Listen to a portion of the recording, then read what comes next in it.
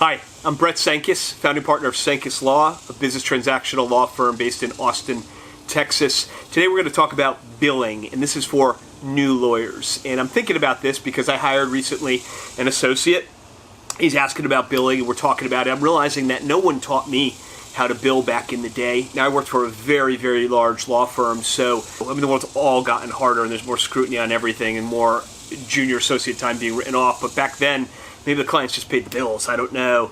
Or maybe they were just sanitized by partners. But we were never taught how to do that, so maybe it didn't matter much. There's this part of me that wonders if some of the things I'm going to tell you today sound a little bit calculated or disingenuous. I don't think they are at all, but maybe there's some sensitivity to saying some of these things. For example, one of the things that you need to be very careful of is how many of your entries end in 0.0. Most of us bill in 6-second increments, which means every 6 minutes is 1/10 of an hour. So you've got 0.1, 0.2, 0.3, 0.4. Be careful of how many 0.0 entries you have. 4.0 hours.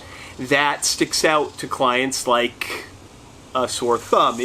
They think you didn't really calculate the time carefully. Now, if you do the math, just randomly, 10% of your entries ought to be 0.0, but be very careful of having 10% of your entries be 0.0, because clients look at it and just think, oh, they didn't calculate it right. It's just what goes through someone's head. So I'm not suggesting you lie. What I do is I just round it down a little bit, right? I have a lot more 0.9s than 0.0s, and it's not meant to be misleading. It's the opposite. I mean, I am calculating the time, but you have to be a little bit careful of just how it looks, right? And so we're going to talk about that kind of thing.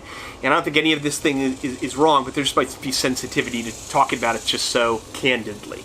A 0.5 also is a little bit of an issue, but it's less of one. So just generally speaking, and this is true in life generally, I think there's more credibility to odd numbers and hey, yeah, that cost me $2,000. It feels like someone rounded and probably up in their favor, right? So be careful of that, number one. Your bill should be very detailed as possible. Now, there's something called task-based billing, and what that is, rather than at the end of the day, have one big lump sum, 6.4 hours, phone call to so-and-so, researched such and such issue, analyzed memo, all those things grouped together, you break them out into individual tasks.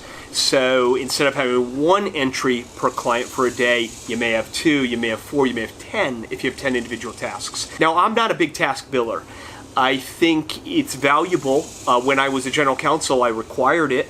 If my clients don't require it, we do a lot on project fee as well. I think it's much tougher to keep time that way, but there's value in it, no question. And depending on who your clients are and how you bill, you really should consider it. If you project bill by the day, like I tend to do, you still should have a lot of detail about the tasks. Don't ever say, worked on such and such matter, right? Worked on merger, right? You want to say, analyzed merger agreement, reviewed first portion of merger agreement, phone call with John Smith about such and such an issue. Give a lot of detail. This kind of should go without saying, I think, but sometimes we get busy as lawyers and we just think, look, I put in a ton of time, and clients should be, that's a good deal and that's fair, and just kind of throw a big entry in there. Those bills get looked at as like, what is this? What was done? Right? You're giving clients much more opportunity to question what you did for them. So specificity, whether you task bill or not, give a lot of specificity. Be careful when you say, if you only have one entry for the day and it's email to client and it's 30 minutes, you're going to have a problem on your hands. Now, a lot of emails I write take 30 minutes. They take 45 minutes. We noodle over the words. We're judged on the words. We have to communicate well. If we have spelling errors, some of our clients think we're lazy and we don't do our job well. That stuff gets stressed and that turns into 30-minute emails. But it's really tough for a client to see that and think that makes any sense. They think, what do you mean? Like, it takes me 2 minutes to send an email.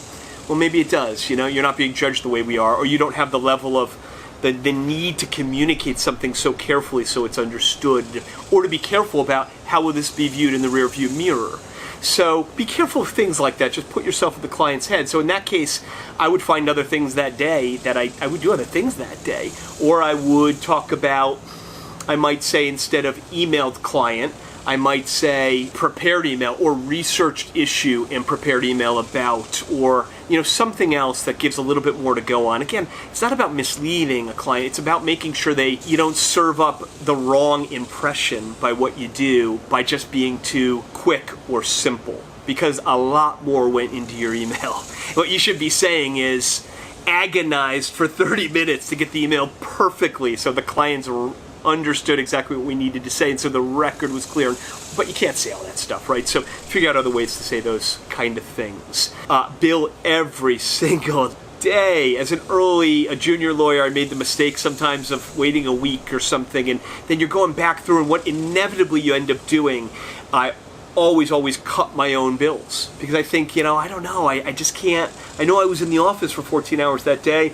I know I was working on this and that and the other thing, but I didn't keep perfect records, right? And you should use a timer and keep great records, and that sort of goes without saying, but sometimes we just don't, or sometimes you get busy, and if you turn around a week later and try and rebuild it, what you're going to end up doing is, number one, your billing is going to be less accurate, and you're probably going to end up cutting your own invoices, right? And if you're going to cut an invoice, by the way, what you want to do is bill full time and then show the deduction, right? So bill everything and then cut something for the client, but don't go in cutting it because you weren't disciplined enough to bill every single day. At this point in my career, I bill every single day. And if I'm in my bed and I realize, oh shoot, I didn't bill the time, I'll shoot myself a text or something, right? Just get the record down, because it's so much harder, and you're going to cheat yourself, and you're going to have a less accurate product for the client. Last point about billing, and there's many other points, and if you've got questions and you want more feedback about all of this, feel free to reach out and ask a question, drop a comment, or just reach out to me directly. You can find me online. I'm all over the place.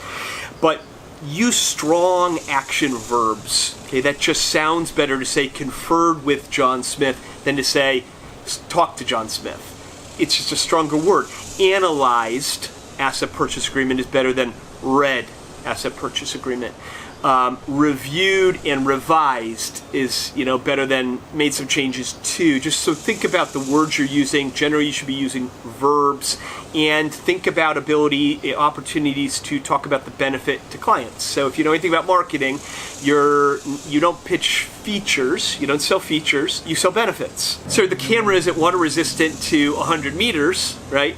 It allows you to take pictures of kids in the pool. I mean, that's sort of idea, it's like one is a feature, and most people don't think in terms of features. Engineers and analytical people, and you and I probably do, because we're trained as lawyers, we're very logical, but most people think in terms of benefits. And I would say that even when you buy products, you're probably more driven by benefits and emotions. I would say that's the case. So think about that, and think about the point being, you're trying to tell them, what were you doing for them? Not just what was the task, what was the benefit? Spoke to fellow colleague lawyer John Smith to find ways to save client money on XYZ, stuff like that, right? Think in terms of benefits. So there's some things to get you started, some of which I don't think you're going to hear on the job. If you've got questions about that, if you totally disagree, feel free to reach out and tell me that. If you like this, want to hear more about these types of things, please drop me a line. Thanks.